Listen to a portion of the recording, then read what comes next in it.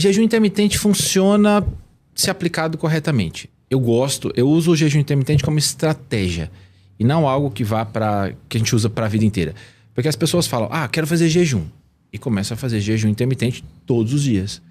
E vai perdendo um pouco daquele benefício, daquela eficiência do que a gente busca quando faz jejum. Toda vez que alguém me pergunta isso, a primeira coisa eu penso, para quê, para quem e quando? Por exemplo, uma pessoa que quer simplesmente emagrecer. Se ela fala para mim, eu quero emagrecer fazendo jejum intermitente. Isso não é o caminho. O jejum intermitente a gente faz por outros motivos. A gente faz jejum intermitente para estimular a autofagia, a gente vai falar disso bastante aqui hoje, que é a faxina celular, para estimular o nosso sistema antioxidante, para melhorar, para modular citocinas inflamatórias. Então o jejum intermitente ele é uma estratégia bem usada. Mas se você, por exemplo, me diz, eu faço jejum intermitente, eu fico tonto, eu fico com dor de estômago e meu rendimento é muito ruim. Ou está fazendo errado, ou o jejum intermitente não é para você.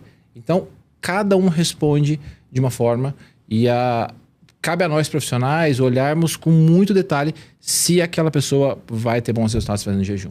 E como é que funciona o jejum intermitente, assim, na maioria dos casos, na média? A pessoa não toma café, não almoça, não janta, como é que é? Tem várias formas de fazer. E aí eu sempre pergunto, o que é mais importante para você, café da manhã ou jantar? Por exemplo, para você, o que é mais importante, café da manhã ou jantar? Jantar. Então, se o jantar é mais importante, a gente pula o café da manhã. Por exemplo, você jantou às 19 horas, você vai ficar sem comer nada que tenha macronutrientes até no dia seguinte, meio-dia, 1h. Você pode tomar coisas que não tem macronutriente. Por exemplo, café, chá, essas coisas não quebram o jejum porque não tem macronutriente. Carboidrato, proteína, gordura. Exato. Se não tem, não quebra o jejum metabólico. E aí é mais fácil. Agora, se a pessoa fala, não importa com o jantar, mas eu amo café da manhã. Então, por que ficar sofrendo? Então, faz o contrário. Come até umas 4 horas da tarde, para de comer e vai comer no outro dia 8, 9 da manhã, por exemplo, no café da manhã. Então, tudo depende. Quem é você e o que você prefere. Não existe regra. Existe uma forma de fazer jejum que eu gosto muito, que se chama Time Restricted Feeding. Isso, a pessoa come de 8 da manhã às 3 da tarde.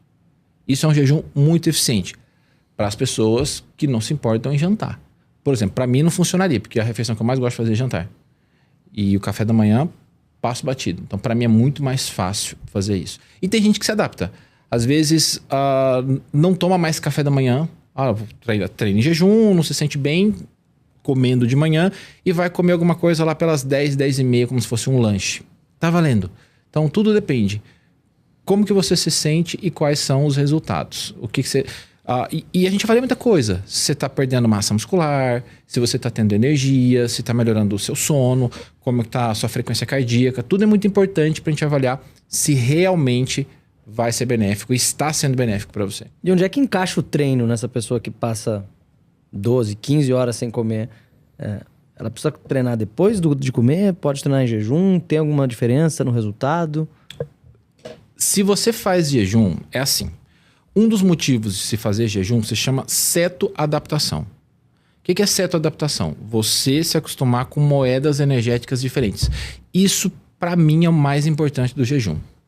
Porque, suponhamos, se você come de 3 em 3 horas ou de 4 em 4 horas e você passou a vida fazendo isso, você nunca entrou em cetose. Então, seu corpo não consegue usar de forma eficiente gordura como moeda energética. Quando você faz um jejum, você tira o carboidrato. Você tira o carboidrato da história. Então, o teu corpo ele vai se readaptando, vai estimulando transportadores que não estimulava porque não precisava, e ele vai se readaptando para que você consiga usar uma outra moeda energética. Isso se chama flexibilidade metabólica. E é muito importante. Imagina se acontece uma coisa com a gente agora. A gente vai para o hospital, por exemplo, por algum motivo. E aí você é obrigado a fazer longos períodos de jejum, ou você é internado por algum motivo. Tudo isso vai impactar no seu catabolismo de massa muscular. Então a gente tem que treinar o nosso corpo até para uma situação diversa. Então o jejum é um treinamento. Por isso que eu gosto muito de fazer. Então se você estimula a cetoadaptação, você consegue resultado. É por isso dessa pergunta que você me fez. Tá, se eu treino às 7 da manhã, e eu estou em jejum, eu vou comer lá pelas 11, meio-dia, 1h. Você vai se adaptar a fazer isso. E a gente usa algumas estratégias para melhorar essa adaptação que não quebram o jejum. Mas o que é importante disso? Você ir treinando, não fazer jejum muito longo. Você nunca fez um jejum. Você vai começar com 12 horas, 13 horas, 14 horas. Vai subindo aos poucos. Não vai ficar doido e fazer um jejum de 24 horas sem nunca ter feito, que você vai cair no chão. Então você vai treinando. Isso é um treinamento metabólico. Isso aqui é uma máquina. Nossa máquina é muito perfeita e responde sob demanda. E você treina essa máquina. E eu vou dizer para vocês que muita gente passa a vida sem saber o que é usar uma cetose como moeda energética. Que é o que se tem, por exemplo, quando você faz uma dieta cetogênica, ou quando se faz um jejum intermitente mais longo, ou quando está ceto adaptado. Por exemplo, eu faço jejum há muito tempo. Se eu, já faço jejum há muito tempo, faço jejum de hoje para amanhã, a minha eficiência na produção de corpos cetônicos é muito boa. E você que nunca fez, você vai medir seus corpos cetônicos e você vai ver que a eficiência não está boa. A gente mede, igual mede a glicose, a gente mede a quantidade de corpos cetônicos que a gente tem no sangue, para entender como que a gente está conduzindo aquele jejum. Então eu tenho um medidor de corpos cetônicos em casa, que eu meço para saber se eu estou ceto adaptado, se o que eu estou fazendo quebra jejum. As pessoas perguntam, não sei o que quebra jejum. Eu falo, testa. Vai lá, come, espera meia hora, 1h, 1h30, 2 horas e mede como que tá os seus corpos cetônicos no sangue. Você vai saber se quebra ou não. Então, a gente tem que treinar o nosso metabolismo. Nós temos uma máquina incrível e muito viciada na mesma moeda energética. É muito fácil para o nosso corpo tirar a energia de glicose. É muito fácil, é preferencial tirar a energia de carboidrato. E quando a gente fala, vamos fazer um jejum, não é uma coisa que você vai fazer para o resto da vida. É um treinamento. Você pode escolher um dia da semana e fazer um jejum de 14 horas. Na semana seguinte, faz de novo 14 horas. Na outra, você já vai aumentando. E não precisa passar de 18. 18 já está de bom tamanho. A gente começa a produzir corpos cetônicos com 12 horas de jejum. Então, se você fica sem comer 10 horas, muito provavelmente você não produziu, transportou e utilizou corpos cetônicos. Então, você precisa de, no mínimo, 12 horas. Claro, cada um é de um jeito, mas em média, 12 horas. Você precisa de pelo menos 12 horas para extrair aquela moeda energética. Senhoras e senhores, hoje o nosso convidado aqui no podcast é o Dr. Luciano Bruno, nutricionista, PhD em Ciências de Alimentos pela Cornell University e mestre pela Unicamp. É uma voz influente em fitoquímicos, otimização metabólica e reprogramação epigenética. Dr. Luciano Bruno explora como a alimentação e os hábitos impactam a saúde, a performance e a longevidade. Muito bem-vindo ao Café com Ferri, Dr. Luciano. O homem é uma máquina de conhecimento e uma novidade para vocês, ele vai apresentar um podcast sobre longevidade que vai ser o maior do Brasil. Eu ouvi falar e eu tenho várias perguntas aqui da minha consulta e eu queria perguntar sobre adoçante. Eu sou viciado em adoçante. É verdade que faz muito mal ou é uma lenda? Olha, eu vou te dizer, depende de qual adoçante. Tudo depende da estrutura química da molécula. Mas vamos facilitar a vida para a gente não adentrar o mundo da química, que senão não vamos sair daqui hoje. Tem adoçante ruim, tem adoçante mais ou menos, tem adoçante bom e tem adoçante péssimo. Qual depende... que eu uso, Emily? Espera aqui. Já vamos conseguir um inimigo aqui. Sucralose. Não é um bom adoçante. Sabia. Não é um bom adoçante. Porque é doce, então é ruim, né? Não é. Mas não é regra. Por exemplo, a estévia é um adoçante natural. A talmatina, que é um aminoácido, que adoça. É bom. A talmatina é um aminoácido que adoça, que também é bom. Agora, existem muitos estudos que têm mostrado, então eu compartilho muito isso nas redes sociais, porque eu gosto de mostrar os artigos para as pessoas, para não ficar conversa de comadre. Porque existem adoçantes que fazem desequilíbrio de microbiota intestinal. Muito da ciência, quando a gente fala de adoçante, a gente estuda qual é o impacto desses edulcorantes, desses adoçantes na microbiota intestinal e no tipo de transportador que eles estimulam. Então, a sucralose, aspartame, acesulfame, ciclamato não são adoçantes bons. Então, se a gente puder substituir por um adoçante natural, como a estévia, a tomatina, é de bom tamanho. E existem pessoas, viu, Rafael? Fiquei sério, né, Rafael? Agora não tá bravo. Não, pode relaxar. Se, por exemplo, se você tem alguns polimorfismos genéticos, alterações genéticas, tá? Que fazem com que a pessoa tenha muito mais gosto por doce, muito mais desejo por doce. Isso é genético. Então sou eu. Então pode ser. Depois nós vamos fazer um teste genético e nós vamos descobrir se tem esse polimorfismo. Certeza. E o doce, independente da forma que vem, ele pode estimular muito esses receptores, não só açúcar. E aí pode te deixar cada vez com mais vontade de comer doce. Então a refeição da agora, que tem doce, vai te fazer ter mais vontade de comer doce na próxima. E assim por diante. Deixa eu só fazer mais uma pergunta da consulta aqui particular.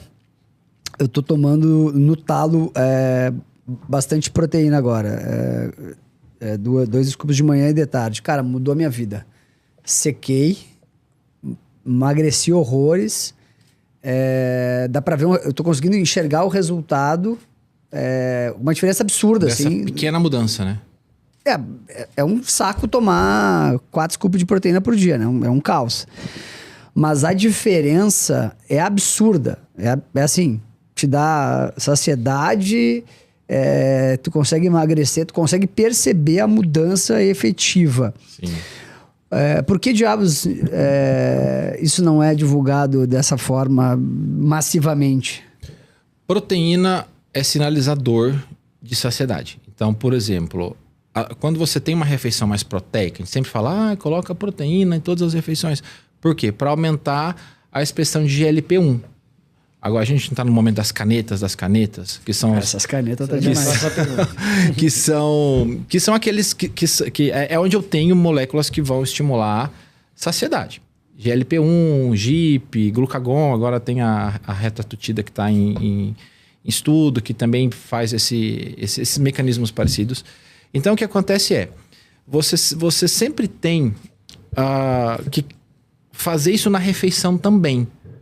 Quando você faz uma refeição proteica, com mais proteína, você estimula mais GLP, que é um sinalizador de saciedade. Então você se sente saciado e você vai sinalizar, fazendo exercício, que eu imagino que você também está fazendo exercício, você vai sinalizar mais anabolismo para a construção de massa muscular, melhora de sensibilidade à insulina. Então tudo isso vai melhorar. O simples fato de você bater sua meta. É muito fácil. É muito fácil você entender se você está batendo uma meta. Você tem um exame de sangue simples. Por exemplo, veja como estão os níveis de ureia, de creatinina, de ácido úrico. Vamos dar um exemplo. Se alguém está lá com uma ureia de 19, um ácido úrico de 2,5 e uma creatinina de 0,6, claramente não está batendo meta proteica. Então não precisa nem perguntar, você está comendo proteína? Eu estou vendo que não está. Porque os metabólitos proteicos ali estão muito baixinhos. E aí a pessoa começa a fazer o que você está fazendo, tomar a pessoa sempre acha que está batendo a meta de proteína e nunca está. Por isso que eu achava também. Porque acha que é comer proteína no almoço e no jantar. É comer uma carne no almoço, um frango no jantar, um ovo de manhã. Isso não bate meta. Eu achava isso. Isso não bate meta. Você teria que comer muita proteína nessas 3 refeições somente para ter 2 gramas por quilograma de peso, que é o que a gente busca quando se faz hipertrofia. E aí você vai ver no exame de sangue, você começa a fazer isso, aí sua creatinina que estava 0,6 vai para 1,1. Você fala, meu Deus, vou perder o rim, o que está acontecendo? Aí a ureia vai para 40, o ácido úrico vai para 5. Você fala, meu Deus, eu tudo errado. Não, tá certo. Isso é esperado. Você está colocando mais proteína, tem mais metabólito. Você está fazendo hipertrofia. E a clínica é soberana. Então você está vendo que a pessoa está ganhando massa muscular, está diminuindo gordura, isso não é sobrecarga renal. E toda vez que desconfia que tem qualquer sobrecarga renal, existe um exame que se chama cistatina C. Se a cistatina C está baixa, uma prova que esse aumento não está trazendo problema nenhum. Então tudo é acompanhamento. Por isso que é importante a gente ter exames periódicos para a gente sempre comparar você com você mesmo. Porque vocês veem lá, tem aquela referência, né? de 0,6 a 1,1 para um marcador, por exemplo, para falar que dentro dessa faixa é normal. Mas esses dados são dados da população em geral. Então pega, por exemplo, uma pessoa que faz exercício todo santo dia, domingo a domingo, que bate a meta proteica, que come direito, ela sai totalmente fora daqueles padrões de referência. E aí quando ela começa a comparar, fala, opa, tem alguma coisa errada.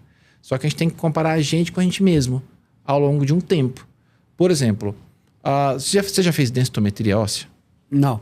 É importante. Por que é importante? Para saber se você está com osteoporose? Consulta ao vivo. Provavelmente você não está com osteoporose. Mas é um marcador importante para eu pegar hoje, deixar ele lá quietinho, e daqui 5 anos, quando você fizer, a gente vai comparar para saber como que você está envelhecendo. Se você não tiver um indicador, como é que a gente vai traçar indicador de progresso? Eu acho que a nossa saúde, ela é algo que a gente tem que gerir bem. Então você tem que ter os indicadores de progresso da sua saúde para saber onde é que você está indo. Senão você vai caminhar sem saber onde vai chegar.